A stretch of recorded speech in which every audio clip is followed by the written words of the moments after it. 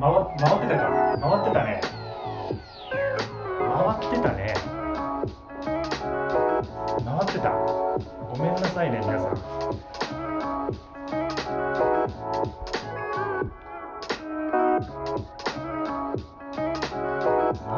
回ってた。あ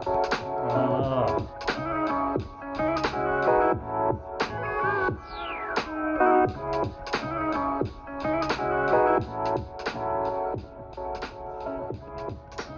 はい、皆さん、これちょっと金丸です。ヤッホーみんな生きしてる生きしかしてないところです。ということで、ライブ始めていきたいと思います。お待たせしました。はい、もう結構皆さん来てくださってますね。すいませんね、本当にね。回ってた。よろしくお願いします。音楽聞こえてますか？なんかゆるく。声とのバランス大丈夫ですかね？なんか音が大きいとか、そういうのあったら教えてください。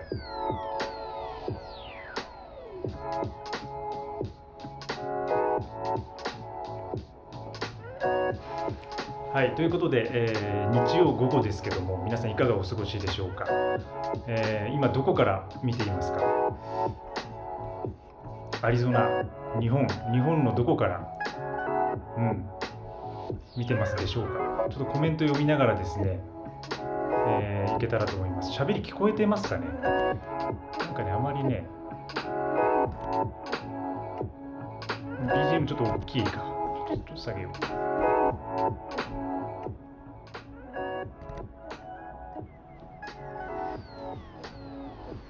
はい、どうでしょう。今ちょっとね、バランス変えてみたんですけど、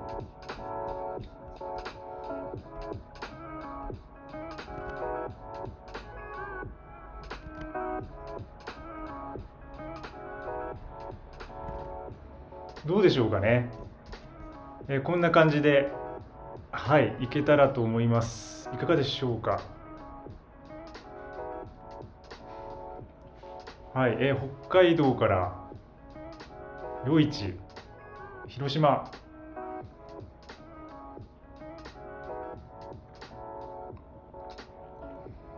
こんにちは。いろんなとこからありがとうございます。はい、良さそうですかね、音ね。はい、じゃあ始めていきたいと思います。ということで、今回は一応、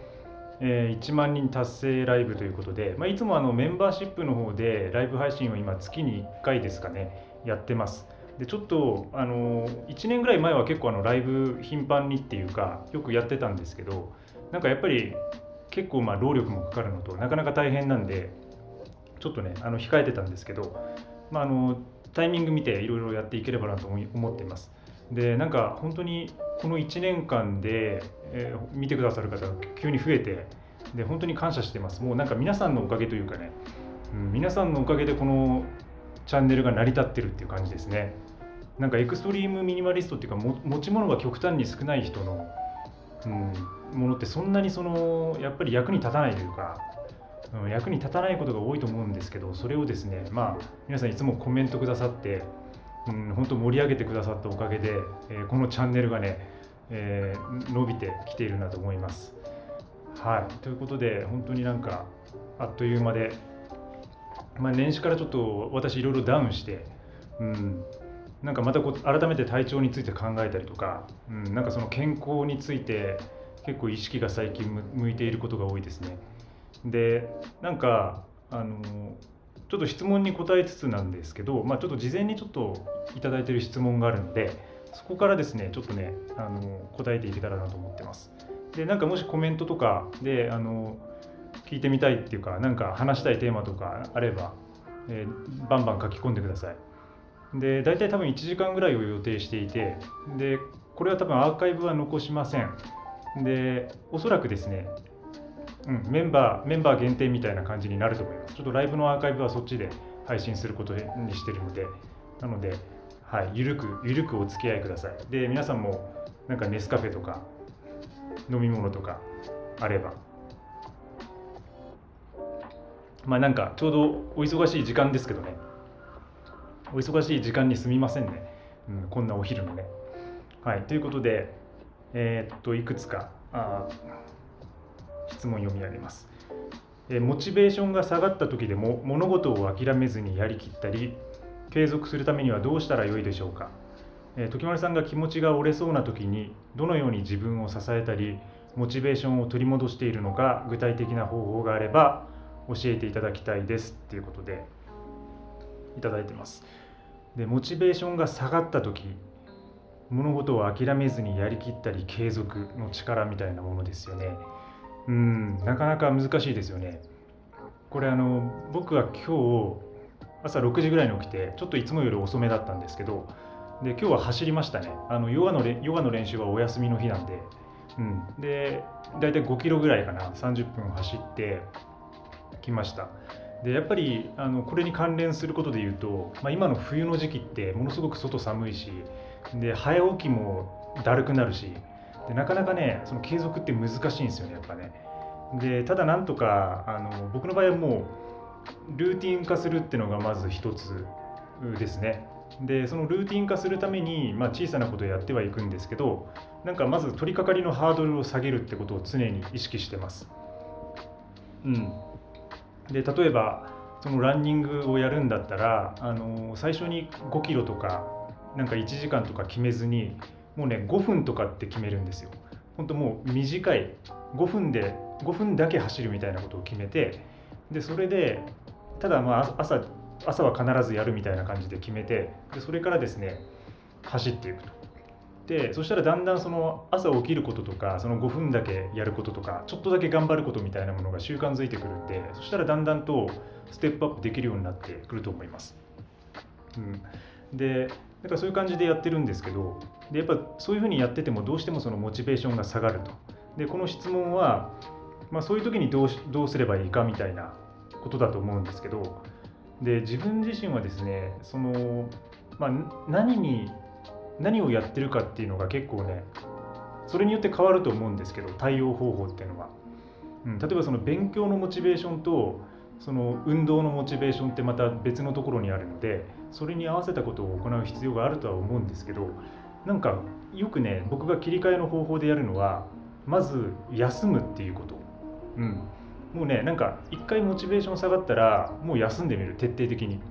3日とかあるいは1週間とか、その毎日続けてることだったら3日間1回やめてみるとか、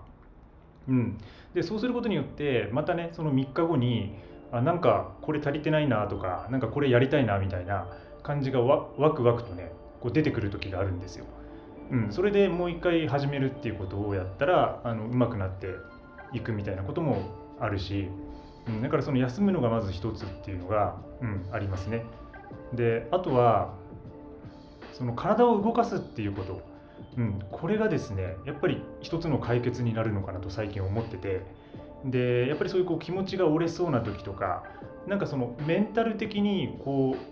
ダウンっていうのかな、結構バイオリズムってやっぱあって、上がったり下がったりを繰り返すと思うんですよね、人ってその生活の中で。でそれはその月の満ち欠けとかにも関係してるかもしれないし、自分の体のバイオリズムみたいなのがあって、でどうしても落ち込んでいってモチベーション下がってる時っていうのは体を動かすことによってその精神的なところが今度持ち上げられるってことが起きると思います。だからいかにねその走ることとか、そのやっぱ心拍数を上げる運動がいいかっていうことなんですよね。だから2通り、今結構極端な方法を話したんですけど、もう完全に極端に休むか、もう完全にやめてしまう1回か、あるいは運動っていうか心拍数が上がるような運動を入れていく。そうすることによって気分がリフレッシュして、でその精神的な理由でモチベーションが下がっているのであれば、そこをですね体の部分から身体的なところから持ち上げることができます。で今ちょうどアンデシュ・ハンセンっていう、スウェーデンだったかなかどこかのその脳科学者がいるんですけど、その人が書いている運動脳っていうね本を読んでるんですよ。でこの人は昔スマホ脳っていうのでベストセラー出してる作家なんですけど、つまりその運動っていうのがいかにその脳機能にいい影響を与えるかってことをむちゃくちゃ書いてる本なんですよね。でやっぱそういう感じで脳を鍛えるためにはやっぱ体を動かすしかないと。で心拍数が上がる運動がいいってことまで書いていて、でそれはやっぱり30分以上のもうランニングとか水泳とかそういうものが適しているっていうふうに書いてるんですけど、それやるだけでやっぱり気分的にも上向きになるし、で1日のその持続するんですよね。一回その心拍数が上がる運動をすると、それがですねその瞬間で終わるんじゃなくて、結構一日中ずっとこう持続する感じがある。でストレスも減るし、でどんどん好循環が起きてくるっていうことが起きますね。だからそういう感じですかね。まあちょっと質問の答えになってるかは分かんないですけど、一応そんな感じで僕は対応しています。はい。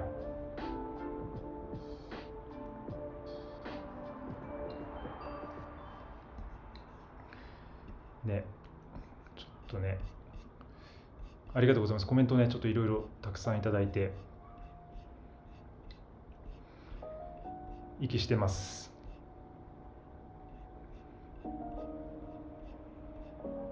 ネスカフェ用意してますね。用意してる方多いですね。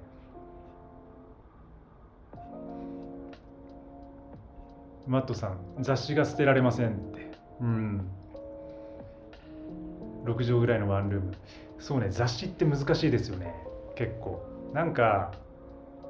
僕も結構雑誌好きで、なんていうかな、単行本みたいな本よりも、こう雑誌の希少性っていうか、そういうのありますよね。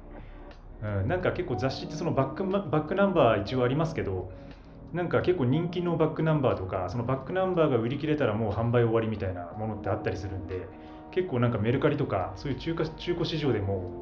雑誌の価格って結構上がったりするんですよね。だから結構雑誌は捨てられないっていうのはね、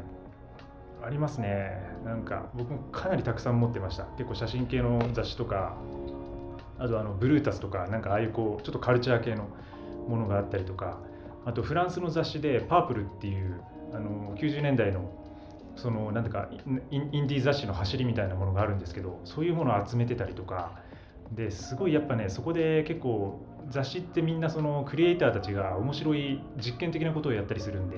なんかその完成して出るものよりも、いわゆるその広告写真とかそういうものが完成して出る前のですね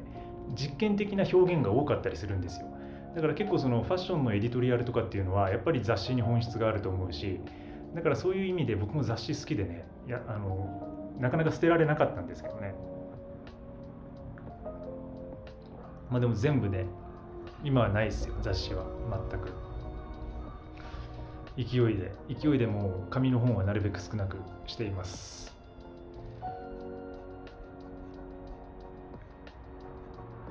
はい、でネスカフェをねちょっと入れてみたんですけど、いつも入れてる感じで、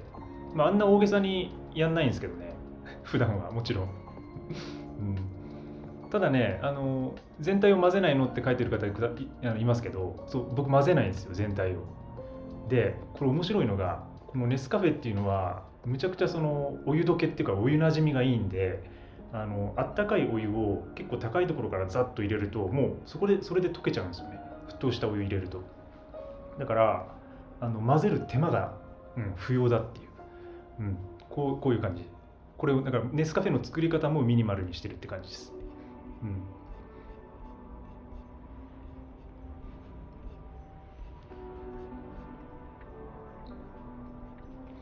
インドネシアから聞いてくださってる方いますね。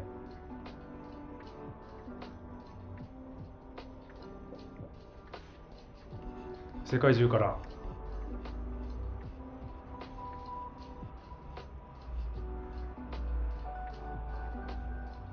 はい、カミソリは何を使ってますかってね、岡本さんの。そうカミソリは僕あれですね、ジレットのいわゆる4枚刃なのかな、あれ5枚刃みたいなものです。普通のマニュアルカミソリです。あれがね一番いいですね。なんかいろんなメーカー試しましたけど、やっぱジレットの切れ味っていうかすごいなって思うし、でなんかカートリッジが結構高いですよねあれね。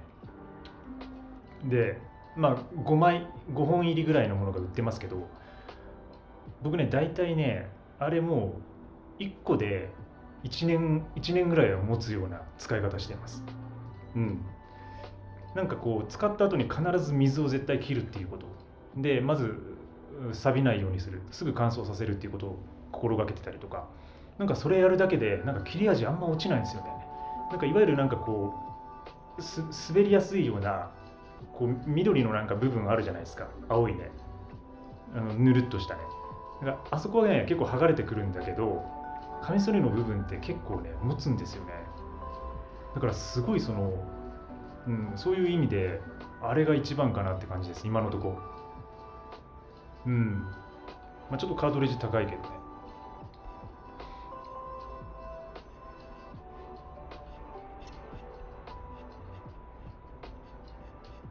札幌からね、札幌寒いでしょうね。ますますね。長野県いいですね。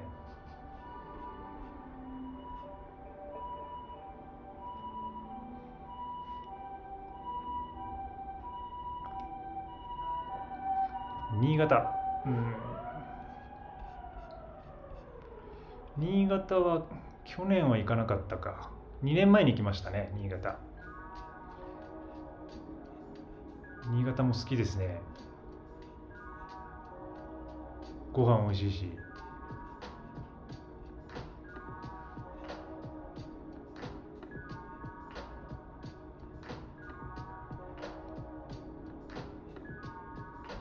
コメントありがとうございます。出会えてよかったです。いや、僕も出会えてよかったですよ、本当に。皆さんに。もうなんか、結構いつもコメントくださる方のこう名前とか、なんかアイコンとかね、結構親近感湧いてきてるんで、ミニマリストの方が SNS で発信すると、承認欲求が捨てられなかったミニマリストみたいな言われ方、そしてもやっとしてました。そうですね、なんか、やっぱりこう見られ方みたいなものは難しいですよね。やっぱこう受け取り方、発信していて、それをですね、こう受け取る側の自由みたいなものもあるんで、なんか承認欲求が捨てられていないじゃないかみたいな捉え方をする人ももちろんいると思いますし、ただね、なんかそれすらも手放すっていうのか、僕はその結果を手放すってことを結構やってるんですよね。だから結構割といろんな動画っていうか、いろんな実験的なことをやったりとか、なんか全てがもう過程だっていうふうに思ってるんで、全てがプロセスであるみたいな、それはもうヨガから学んだことではあるんですけど、だから本番がないんですよね。ヨガって本番がないんですよ。つまりなんかいつもそのヨガの練習してますっていうと、ヨガを知らない人から本番とか大会っていつあるんですかみたいなことを言われたりするんですけど、でもね、ヨガってね本番がないんですよね。もうずっと練習なんですよ。それはもう終わるまで。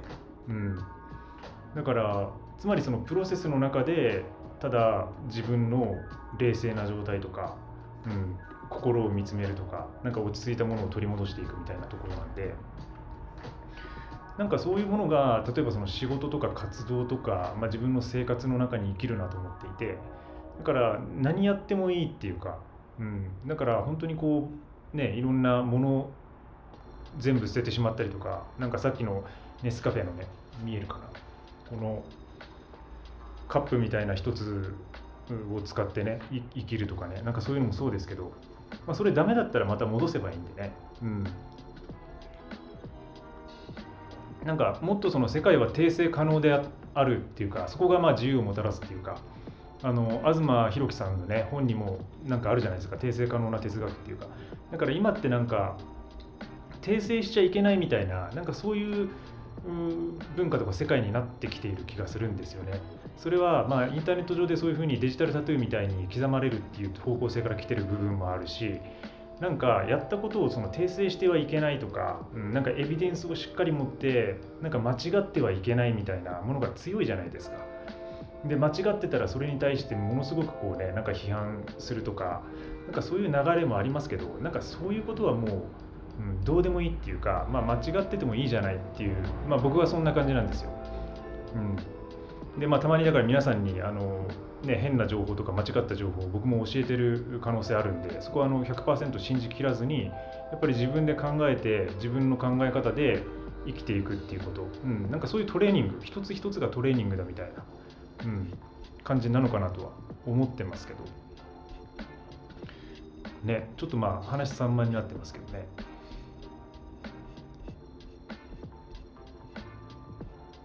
はいはいはい。ヶ月にどれくらい本読みしてますか。今だいたい1週間に1冊から2冊ぐらいのペースですかね。で、月にならすとだからかける4で8冊とか10冊ぐらい、そんな感じですね。なんか本当はもっとね読みたいんですけどね、なかなかね本以外の最近、いろんなこう情報あるから、やっぱこうネットニュースとか、ニュースとかもたまに見るし、なんかそういうのが結構読んでる量は多いかもしれないんですけど、本にちょっとね避ける時間がないんで、ちょっとだから本も増やしていきたいなと思ってるんですけどね、もうちょっと読書もしたいなと思ってるんですけど。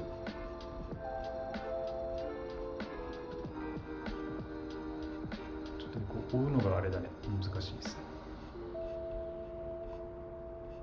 これ流れないようにするにはどうしたらいいんだろう。Kindle は使われたことありますかっていうので、Kindle はあれですね、デバイスは僕ないですね。なんか人の使ってるやつちょっと借りて使ってみたことはありますけど、デバイスはないです。ただスマホにアプリは入れていて、だからスマホで Kindle の本を読んでるって感じですね。やっぱり何度かKindle ペーパーホワイトみたいなものを検討したんですけど、やっぱデバイスが増えるのが嫌で、それでアプリで見てますね。英語どのように習得されましたかって、これもなんかよく聞かれるんですけど、そんなにパーフェクトな感じでないんですけど、全然だからそんなにできるわけではないんですけど、自分はその英語系の学科っていうか、に行ったのがまず一つと、あとはやっぱ音楽でずっとその、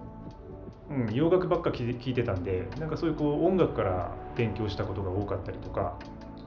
で、あとはインドネシアですかね。インドネシアにその人類学でフィールドワークで滞在してたんで、基本的に、海外で使う言語ってなると英語になるんで、そういう時に、実施で、ブロークンイングリッシュっていうか、もう本当にもう壊れた、日本語とインドネシア語と英語混ざったような、なんか変な言語を喋っていましたね。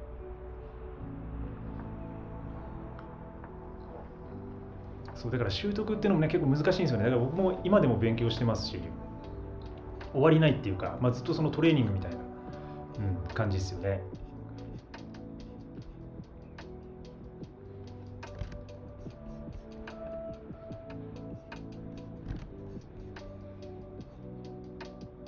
ニューヨークから、Hello from New York。ありがとうございます。賃貸の探し方。わかりますね。ミニマルな賃貸の探し方を教えてほしいです。なんか普通の 1K ってミニマルじゃないんですよね、テイストが。これはもうね、100% 同意ですね。これはもう日本の住宅っていうのがパッケージ化されすぎていて、しかも年代ごとに大体その、建ってるマンションっていうの作りがね、結構一緒で、1K っての作りってミニマルじゃないんですよね。でしかもちょっと広めのワンルームを探そうとなるとなかなか難しくて、東京とかでは。なぜなら広くなると部屋数が増えるからなんですよ。だから家族とかパートナーとかちょっと大人数で住むように想定されるようになるんで、だいたい平米数が30以上になったりすると1DK とか 1LDK みたいな、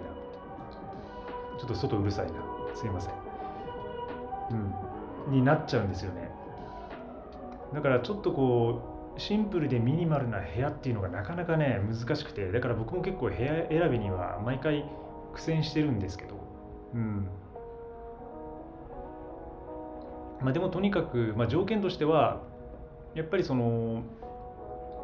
僕の場合はその音が大丈夫っていうか、音がちゃんと防音みたいなものがしっかりしてる、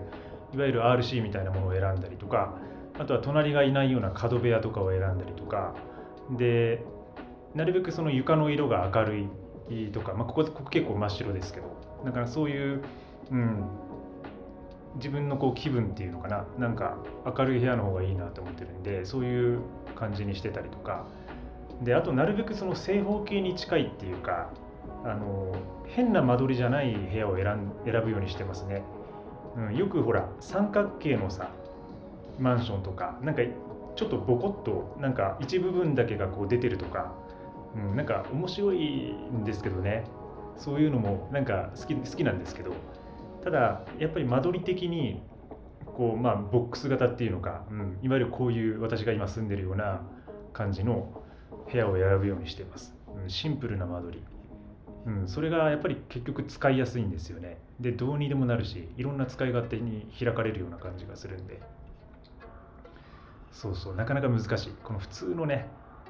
1K ってミニマルじゃないんですよね。わかりますよ。パジャマと普段着分けてますかってね。最近分けてます。一時期分けてない時もあったんですけど、もうパジャマなしでね。なんか、でも夏場とかは結構分けてなかったりしますね。もう T シャツでそのまま寝て、で、それを次の日も着るみたいな感じでやったりもしますよ、結構。ただ、どうせ朝運動するから、着替えはするんですけど、今はね、パジャマ使ってますね。冬特に寒いから。スキンケアどうされてますかって。スキンケアね、そんなしてないです。結構肌荒れ、肌はそんな綺麗じゃないですよ。なんかモイスチャライザーっていうのか、なんだっけ、ニベアとか、ああいうものを塗ってますね。それだけです。はい。化粧水とかも使ってないし、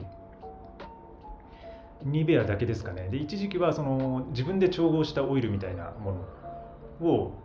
使ってたりしました。キャリアオイルみたいな、いわゆるホホバオイルとか、ああいうものに、ラベンダーとか、そういう風なエッセンシャルオイルを混ぜて、でも最近はやっぱそれが作るのも面倒くさくなって、やっぱこうニベアのオールマイティーさっていうか、そういうのにやられてますね。もう100円ぐらいで買えるからあれ。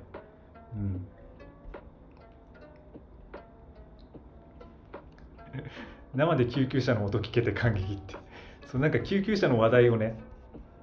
前なんかちょっとしましたよね。でよくね、救急車多いんですよね、東京ね。収集癖についてどう思いますか？集める癖。どう思うかって言われると、どうも思わないっていうのが答えなんですけども。でも集めたくなるっていうのはやっぱり人間の習性的な部分はあるのかなと思いますね。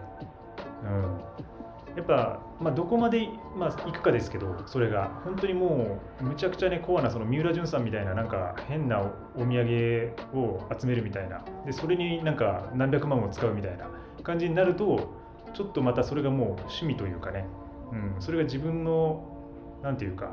個性みたいな感じになってくるんで、仕事みたいな感じになるのかもしれないけど、でも集めるっていうもの自体がやっぱりその蓄えておくっていうか、もともとやっぱその狩猟採集時代の人間の習性なのかなっていうか、やっぱこう食べ物とかもね、木の実とかもやっぱりこう保管して、ね、ある程度取っておかないとそれで飢え死にするっていう風な世界だったんで、なんかそういうのがなんか残ってんでしょうね、多分ね、遺伝子的にね、集めるっていう。だから多分物っていうのは結構増えていくんじゃないかなと思います。でそれに対して今のその現代の消費主義っていうか、物を売ろう売ろうみたいな、資本主義の流れがあるんで、そこと人間の習性とやっぱりその相性がいいんでしょうね。多分そういうふうな、購買のものを売り買いするっていうのが多分、だからいつの間にか物が増えていくっていう感じになると思います。だからマキシマリストっていうか、その自分が好きで物を集めてるものに関しては僕はもう大賛成で、ほぼほぼその物を減らすことを楽しみにしているミニマリストと同じようなものなんでね。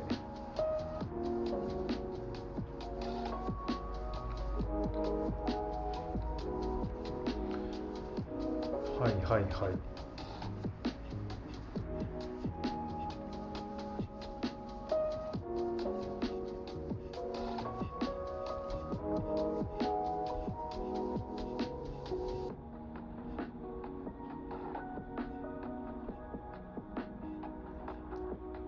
トレイルランニングには興味ありませんかってね、トレイルランニングありますよ。結構してますよ、僕も。低山とかで。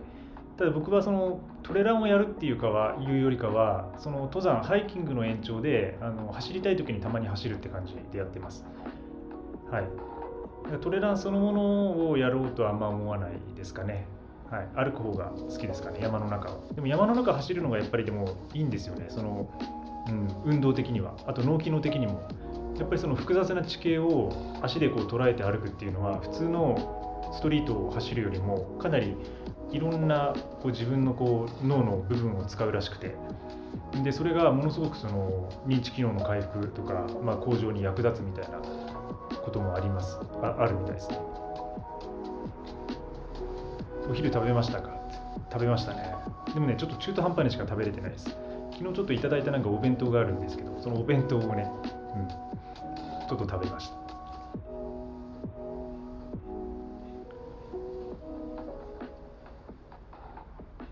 はいはいはい。そうですね、これも難しいですね。私は昨年、なるべく働きたくないという理由からミニマリストになりました。物を減らしていくうちにどんどん思考が極端になってきて、私の中のミニマリストの定義が自分の体、背負うなどを両手で抱えられる物量で生きている人になりました。今は家具を持たず、電化製品は PC、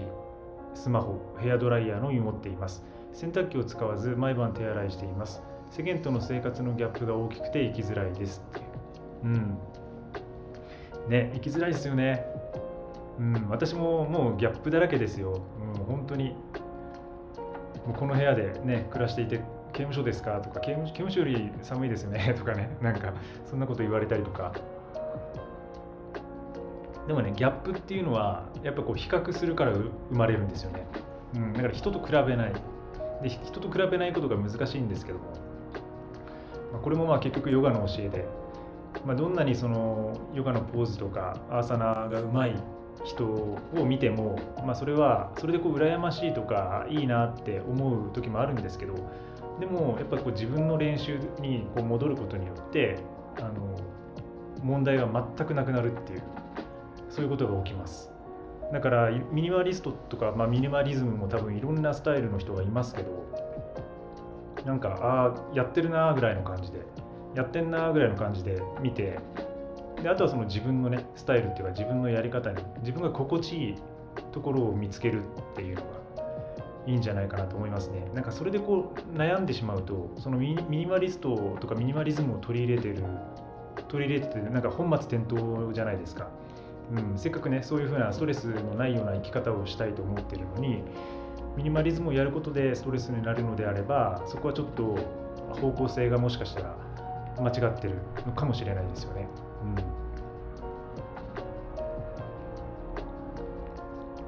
午前中ヨガのクラス行ってきました。いいですね。日曜日のヨガいいですね。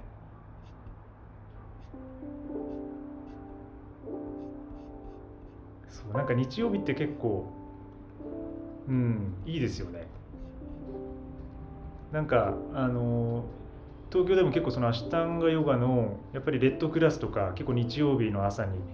やること多かったりとか、あと結構皆さんその参加率が高かったりするんで、やっぱこう土日とかのヨガスタジオって盛り上がってたりして、結構なんか雰囲気いいなと思いますね。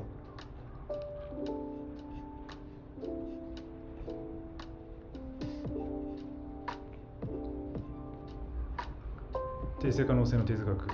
面白いですね。読んでみてください。柔軟剤は使いますかっていうところで、柔軟剤は使わないですね、僕はね。はい、もうなんか洗剤のみです。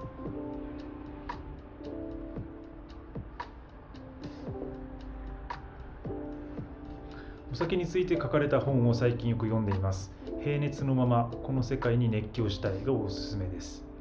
これは僕は読んでないですね、まだね。ありがとうございます。ちょっとチェックしてみようかな。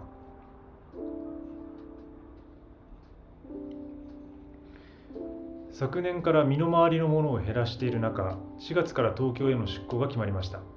時丸さんも啓示のようなものがあってミニマリズムを始めたと以前の動画で語られていましたが、ミニマリズムと人生の転機についてどう思われますかっていう。そうですね。やっぱりそのなんかその自分の転機になるっていうか、そういうタイミングで物を減らすっていうのはすごいいいと思いますね。だからなんかそのミニマリズムが先にあるわけではなくて、なんかその自分のこう転機がある時に物を減らさなければならないみたいな状況が発生して、でそこから結構ミニマリズムの道に入っていくような人もいれば、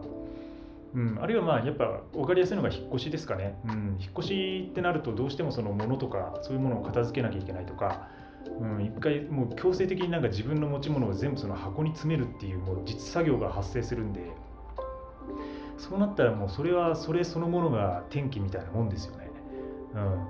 でその中でね、本当こう自分がやっぱり物が多いとね、なんかなかなかその引っ越ししづらいっていうかね、移動の時の大変さみたいなものをかみしめると思うんですよね。だからね、どういう感じで東京に出向だから多分お仕事ってことですよね。うんだからすごくいい機会なんじゃないですかね。そこでなんかやっぱ新たな場所とか環境に入ると自分のその考え方とか生活スタイルとかが全く変わることになるんで、その生活スタイルとか環境が変わるってことはつまり自分の人生が変わるってこと、変わっているってことなんですよね。だからそれ自体が一つの転機だし、でそれにミニマリズムが役に立つこともあるだろうし、なんかそれをこう楽に乗りこなすためにミニマリズムを活用するっていう方法もあるしね。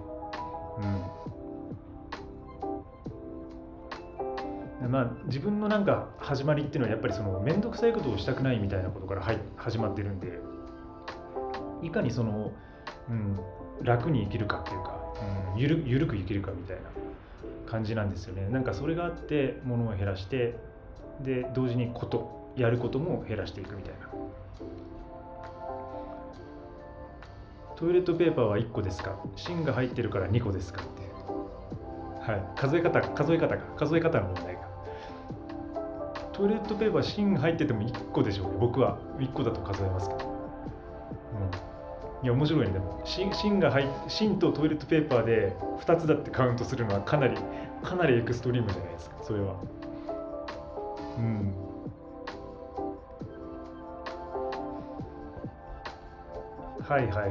R エイジさんで不動産、存じてますし、内覧にも、たくさん行ったことがあります。ただね、ちょっとね、僕好みじゃないというかね、狭いんですよね。ちょっと狭すぎるかな。10畳とか9畳切るようなとこあるんで、東京都心だと。で、バスルームとか大体スケスケだったりするじゃないですか。それはいいんだけども、やっぱりそのヨガできるスペースがね、ないような物件が多いですね、実際。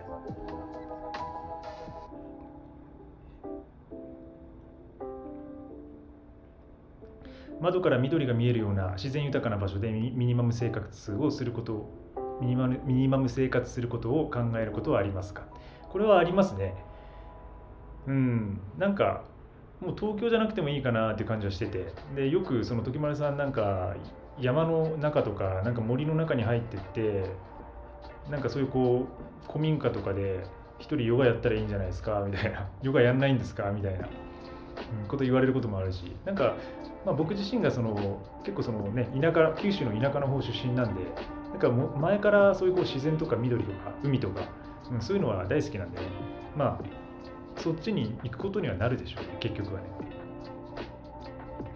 ただ、意外と東京にも自然がね多いっていうこともあるんで、窓から見えなくてもね、その辺に出れば割とその緑は感じられるんで、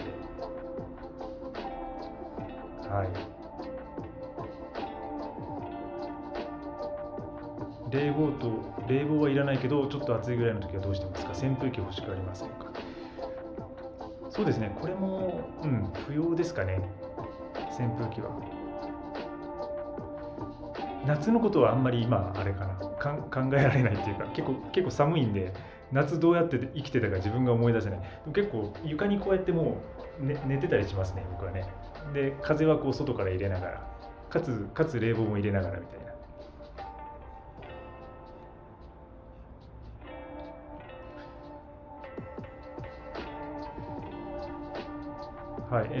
作家活動をしています。いろいろという曲折を得て、最近ミニマリズムに目覚め、時丸さんを見つけていろんな気づきをいただいています。最近の悩みですが、作品を生み出していくこと自体がミニマリズムに反していることが多く、表現をすることが好きなのに苦しむ場面が多いと感じます。作品を創造する、生み出していくこととミニマリズムの関係性について時丸さんの考え方を聞きたいです。うまく伝えられずすみません。わかりますよ。これはすごくわかります。これもうまさにその今の自分の状況でもありますよね。こうなんかミニマルな発信をしたいっていうのに、そのチャンネル登録者が1万人達成してしまって、どうしようかなみたいな、全然そのチャンネル登録者がミニマルじゃないみたいな感じになってる状況もそうですよね、まさにね。だからやっぱりその作品もそうですし、プロダクトをねこうローンチしたりとか、自分も本書いたりしてるんですけど、で今も書いてるんですけど、やっぱりそこ自分のこう作品みたいなものを作ると、それを生み出すっていうことがミニマルじゃないって考え方はよくわかります。ただそこはそんな気にしなくていいかなと僕は思ってますね。でそもそもミニマリズムっていうのは芸術から始まった運動であるっていうことですよね。草間彌生さんとかもそうですけど、一時期ねそういうあれ自体が作品自体がミニマリズムみたいなとこありますけど、だからそのなんていうか別にその作品を生み出すことがその作品が増えてるからミニマルじゃないってことじゃないんですよね。でそれはなんていうかな、基本的にその概念であるし哲学であるしツールであるっていうことなんですよね、多分。でそれを適用して何か自分のものを生み出していくっていうことで、なんかそういうふうな、好循環の一つの役に立っているっていうぐらいの感じで捉えてますかね。そうだからよくね、そのミニマリズムだからその物が多くちゃいけないよねとか、なんかミニマリストなのにむちゃくちゃ喋りが多いですよねとかね、なんかそういうね考え方もあるんですけど、それはそれでいいんじゃないかなって。むしろその作品の数とか作品のクオリティとかそういうものを上げるためにこそミニマリズムが使われるっていうか、そういう感じだと思います。は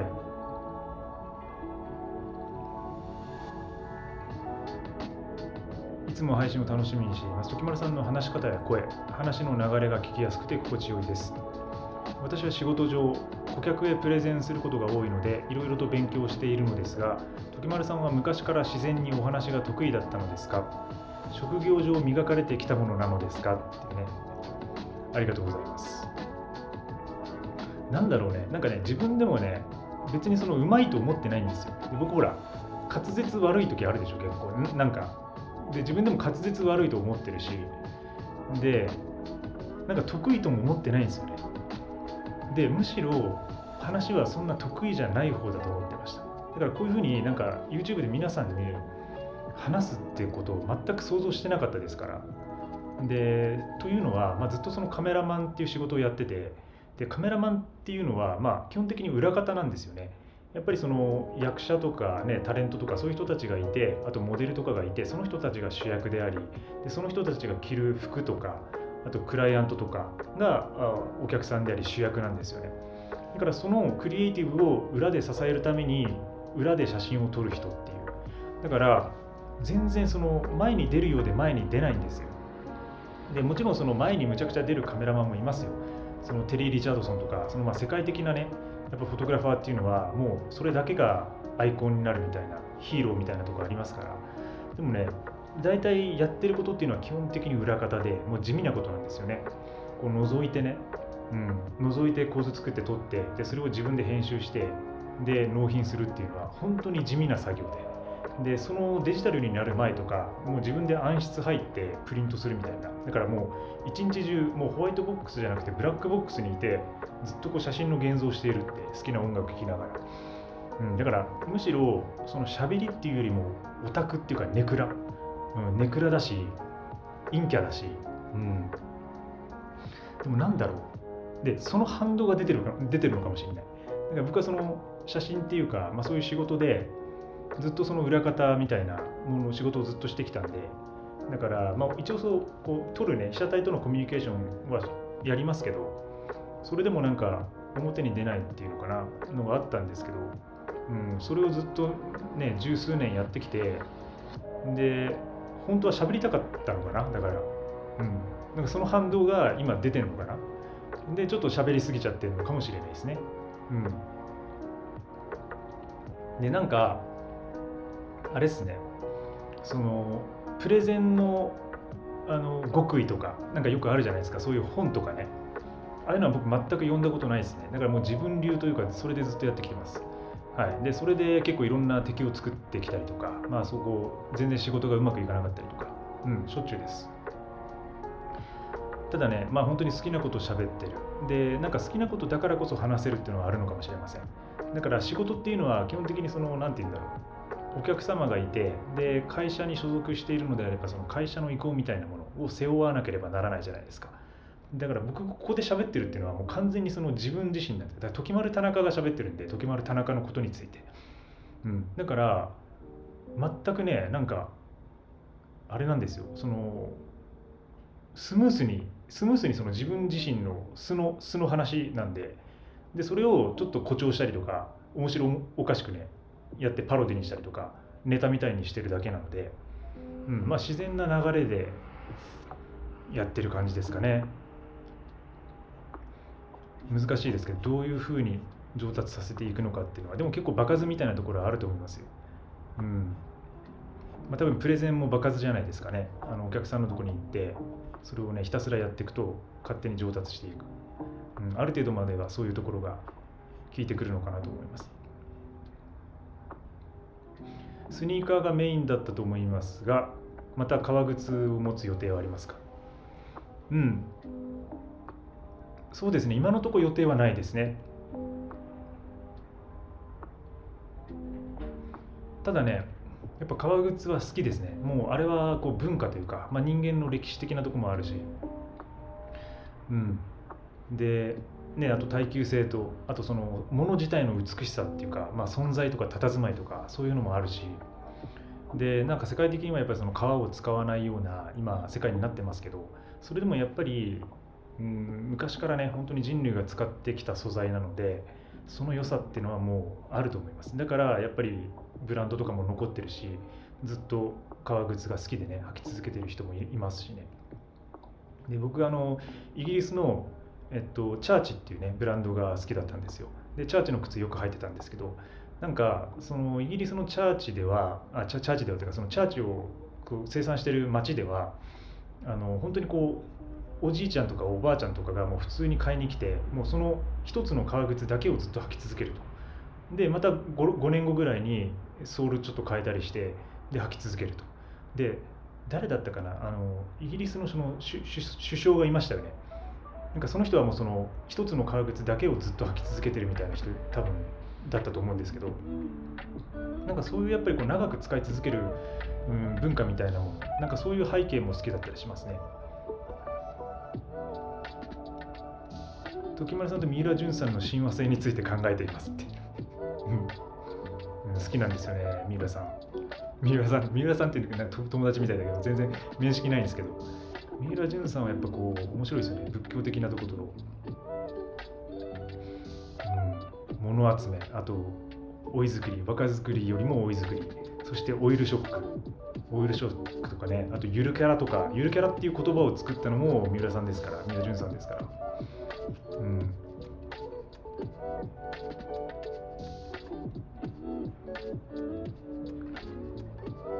はいはいは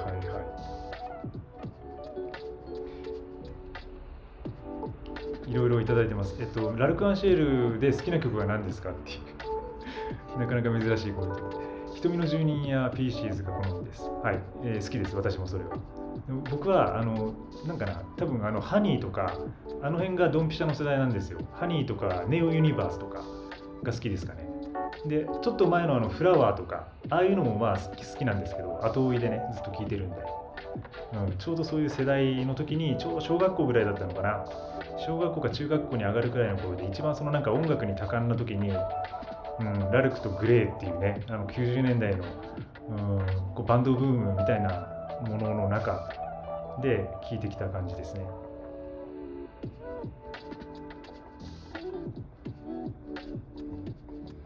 はい、もう結構ね時間経つの早いっすね本当に。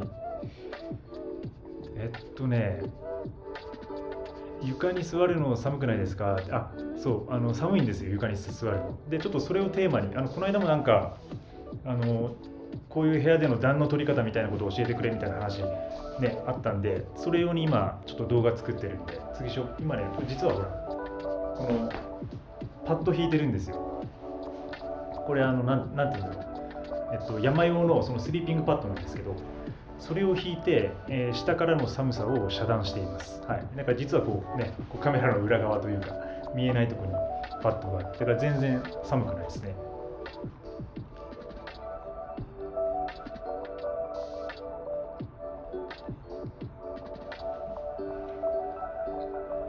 サプリメントは飲みますかということで、サプリは飲みますね、いくつかね。はい、これは僕メルマガとかやってるんですけど、なんかその辺で結構、詳しい事情は書いてます。で、というのも、そのサプリっていうのはやっぱりその人によって違うので、なかなか簡単にこういうとこでなんかおすすめできないなっていうのがあって、下手にね、なんかこう時丸田中が飲んでるからそれで飲んでみたら、調子悪くなった、体調悪くなったってことあったら、なんかこうおすすめする側も嫌なんで、だからちょっと割とそのクローズドな、僕メンバーシップとか、メルマガやってるんですけど、その辺で書いてるんで、もしよかったらそっちもねチェックしてみてください。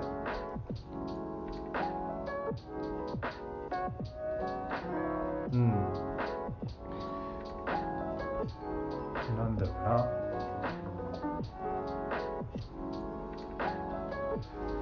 はいはいは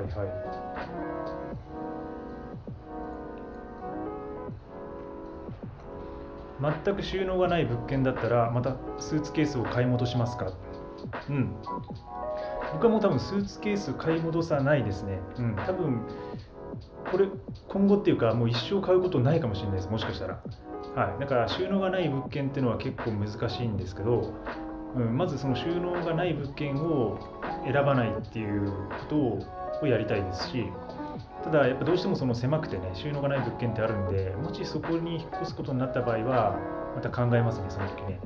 まあ普通に今も結構その直置きとかしてるんで、バックパックとかもだからああいう風に直置きして、床で保管するスタイルになるかもしれないですね。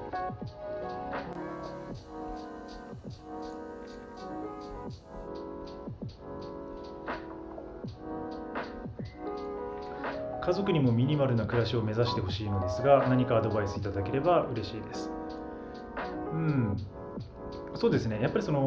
僕自身のポリシーとしては人に強要しないっていうね、ことがありますね。だからやっぱりその家族といっても他人なので、他人というかね、違う人間なので、一人の人間ですよね。だから自分がミニマリズムをこうやってほしいとか強要するみたいなことはなるべくしない方がいいかなと思いますね。ただそのミニマリズムの効用っていうのがやっぱりそういうのは素晴らしいところがあるので、やっぱ自分自身が実践してみて、これをこうやるともっとこうなるよとか、もっとあなたの生活が向上しますよみたいなところを実際にその家族に見せてあげるといいんじゃないですかね。なんかそれぞれ部屋があるんだったら、その自分の部屋を本当にクリーンにして、でクリーンになった部屋でなんかこうね、なんかいろいろできたりとか、なんかスパイダーみたいな、なんかね、ボードゲームじゃないけど、なんか昔のゲームあったじゃないですか、体使ってやるような、なんかわかんないですけどね、ああいうね、ああいうものができるよとか、なんかそういうふうなこうやることによって得られるメリットとか、良くなることみたいなものを提示してあげると良くなっていくのかなと思います。はい、ただやっぱ例えば小さなお子さんとかいるところはあんまり減らしすぎない方がいいのかなと思いますね。やっぱり刺激っていうのが、脳を発達させるんで、やっぱある程度の刺激は大事なのかなと思いますね。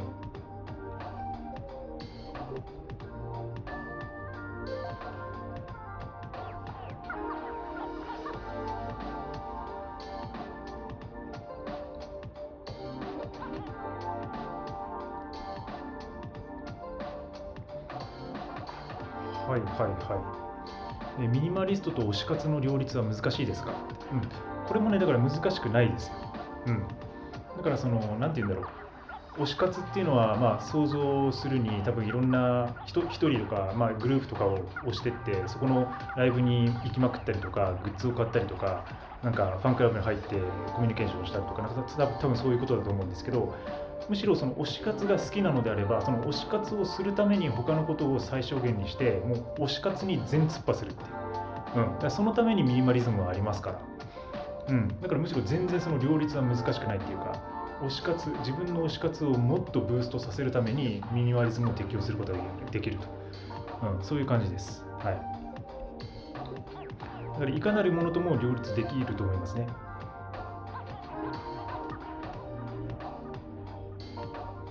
物と時間のミニマルで葛藤する時があります。例えば服の数を減らすと洗濯の回数が増えるとか、木村さんもそんなことで購入を送ることはありますか？迷うことはありますか？そうですね。やっぱり物を減らすとそれだけ手間は増えます。これはもう間違いないです。で、洗濯は確かに分かりやすい顕著な例ですよね。やっぱり物少ないと。で、僕も結構毎日とか2日に1回は必ず洗濯するようにしてるんで。ただまあ洗濯の回数よりもやっぱり自分はその毎日の服選びの選択が、違う選択がね、少なくなるとか、なんかそういうところを選んでますね。で、洗濯って言ってもね、洗濯機ボタンを押すだけですから、手洗いをしていなければね、だからそんなに回数が増えても自分の場合はそんなに問題ない感じ。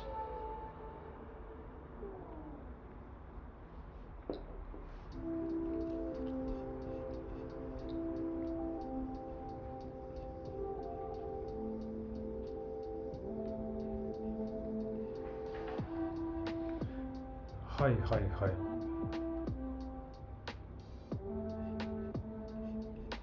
い。ね、ちょっとね、もう1時間経ってしまいましたね。皆さんの時間もあると思うので、ちょっとそろそろクロージングに終わりに向かっていきたいと思うんですけども、あっという間だね、本当に。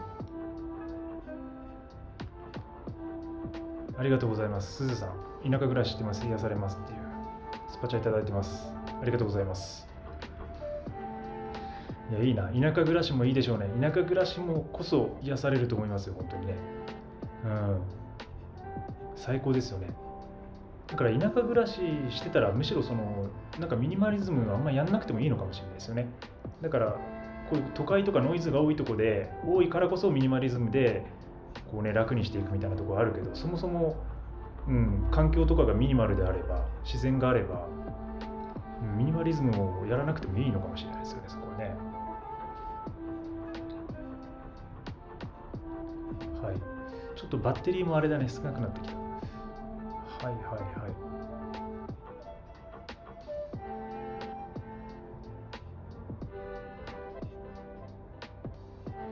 服と布のマニアで畳半畳分くらいに積み上がった装飾品以外はかなりミニマルになりました。洗濯機、普通の冷蔵庫、掃除機、テレビなど普通持ってる家電もほとんどなく、家具もないです。こんなミニマリストでもありでしょうかって。全然ありだと思います。はい。私もそんな感じですからね。だからね、朝食バナナですかっていう。バナナ結構食べますよ。最近はでもブルーベリーとか、結構なんかヨーグルトになんか冷凍の安いブルーベリー買ってきて、それかけて、でナッツとか全部一緒にガーって入れて、でオートミールちょっと入れて、で食べたりしてます。なんか朝食紹介とかあんま面白くないかもしれないですけどね、なんかできたらいいかなっていう感じは。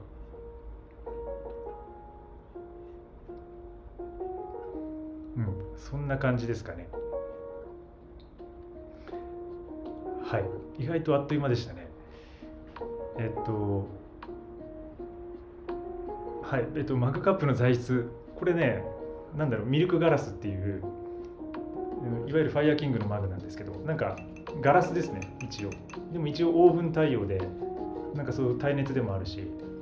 60年代のヴィンテージなんですけど、割といろんな熱にも強いし、なんか不思議な素材、透明感があって、でもガラスみたいに透けてなくて、だからなんかそういう曖昧な感じが気に入ってます。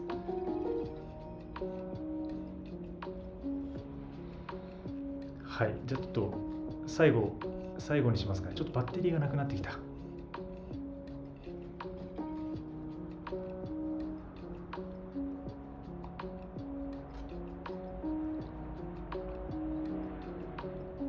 そうですね。朝食紹介、みたいですか。はい。朝食紹介もできたらいいかな。変な感じなんで、結構食べてるのは。はい、ということで、そろそろ終わりにしたいと思います。はい、皆さん今日も最後までご視聴いただき、そしてライブご参加いただきありがとうございます。はい、一応アーカイブ残すんですけど、一応メンバー限定にはなると思います。ちょっとしばらくはレンダリングの関係で、今日1日2日ぐらいは多分一般公開はしていると思うので、もしですね、ご覧になってない方はご覧いただければと思います。はい。で、ちょっと最後これだけ断酒の話。去年から断酒してます。時丸さんは断酒しませんか？断酒してますね、私も。はい。かなり酒の量を減らしてて、ちょっとこの間行ったんですけど、週に1回とかぐらいになってますね。飲む回数っていうのは。だからかなり減らしてて、というのも今もうほとんど5時起きとかで、ガンガンそのヨガの感じになってるんで、やっぱリズムを整えるために飲んでない方が圧倒的に調子がいいのと、もう一日のパフォーマンスが全然変わるんで、はい、だから断酒はしてます。はい、でたまにこうね、付き合いとかあったり、なんかミーティングとか会食とかあった時、そういう時はね、飲む場面もまだあるにはあるんですけど、かなり減らしてますね。はい、ということで、ご視聴いただきありがとうございました。皆様も良い日曜日をお過ごしください。日曜日ですよね、今日ね。はい。じゃあ、これくらいにしたいと思います。また。次また2万人でやろうかな。はい。ありがとうございます。